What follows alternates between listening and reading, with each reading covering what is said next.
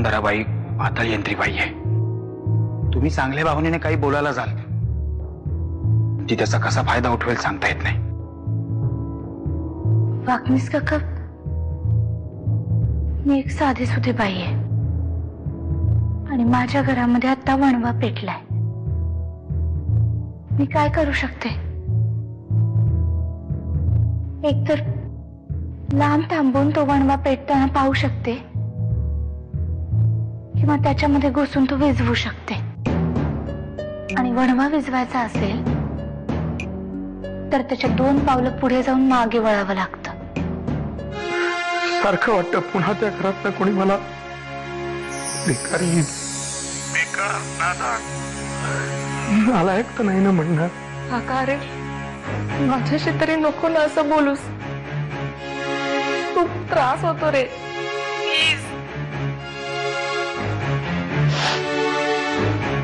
जानकी वहिनींना मी युगंधराबाईंचा number दिलाय खरा, पण ही माझी चूक तर ठरणार नाही ना. कारण तसं झालं तर कदाचित खूप मोठी किंमत चुकवावी लागेल या चुकीची. नाही, पण जानकी वहिनी म्हणत होत्या तेही चुकीचं नव्हतं. जास्तीत जास्त काय होईल, युगंधराबाई वहिनींचा अपमान करेल आणि त्या अपमानाची बातमी तिच्याच पेपरमध्ये हेडलाईन म्हणून छापून आणेल. पण खरं तर तिच्या पेपरमध्ये जे छापून येतं त्याला असं कितीचं महत्व असतं. मला नाही वाटत मी काही चुकीचं वागलो. मी एक मिसाईल लॉन्च केले. कुठल्याही क्षणी ते किल्लेदारांच्या घरावर जाऊन पडू शकतं. मग काय सत्यनारायण घालण्याची वाट पाहताय? बोला पटकन.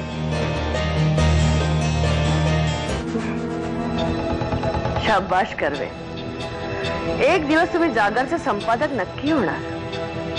Thank you madam. निघा आता. येतो मॅडम. ते मला म्हणाले की वामनदादा आणि अहिल्याताई तुम्हाला वाटेल तसं बोलले. मी उलट तपासणी करायची म्हणून नाही विचारत आहे, पण खरंच खूप वाईट वाटलं म्हणून विचारते.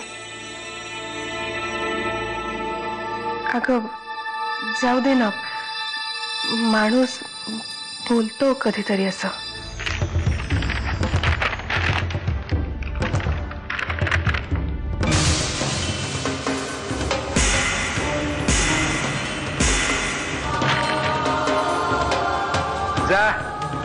जाऊन सांगा तुमच्या आशिलाला या घरातून बाहेर पडणारी धूळ सुद्धा त्याच्या वाट्याला येऊ देणार नाही.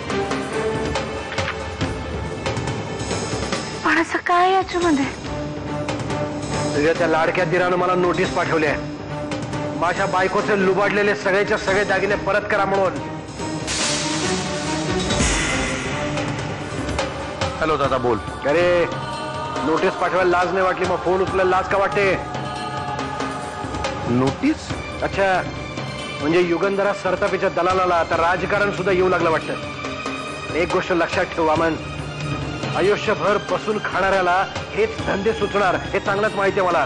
दादा बास, आतापर्यंत द्यायचा तेवढा खूप रिस्पेक्ट दिलाय मी तुला, पण आता हे माझ्यावरचे हे असले खोटारडे आरोप मी अजिबात सहन करणार नाही. म्हणजे तू आता तुझी लायकी दाखवायला सुरुवात केलीस तर? लायकी? घरात आलेल्या किल्लेदारांच्या सुनेशी काल तू कसा वागलायस ना ते मलाही कळलंय.